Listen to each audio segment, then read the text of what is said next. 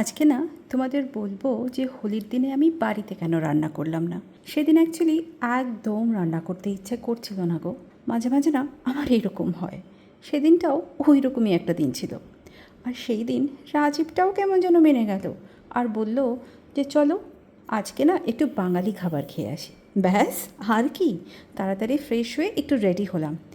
যতই শুধু আবির খেলি, ফ্রেশ হতে একটু তো টাইম লাগেই নাকি। তা এবার গেলাম ব্যাঙ্গালোরের ক্যালকাটায় আরও একবার। ওই 1 ঘন্টা মতন লাগলো, একটু দূরই আমাদের বাড়ির থেকে। আমরা বাফে চুজ করেছিলাম এইবারও। এটা অবশ্য আমাদের সেকেন্ড ভিজিট।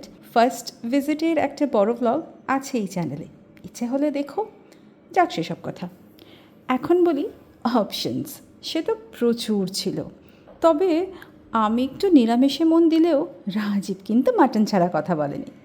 সব কিছুই ভীষণ টেস্টি ছিল, সে কথা বলতেই হয়। শেষ পাতে পায়েসটা জাস্ট অপূর্ব খেতে ছিল। আমি বেশ অনেকটাই খেয়ে ফেললাম। আর বেস্ট পার্টটা কী ছিল জানো? মিষ্টিটা খুব সাটল ছিল, ওটা আমার বেস্ট লেগেছে। মানে পায়েসের মিষ্টির কথা বলছিলাম তো, বুঝলে। আজ এই পর্যন্তই থাক, পরের একটা মিনি ব্লগে তোমাদের সাথে আমার আবার কথা হবে। তো বাই।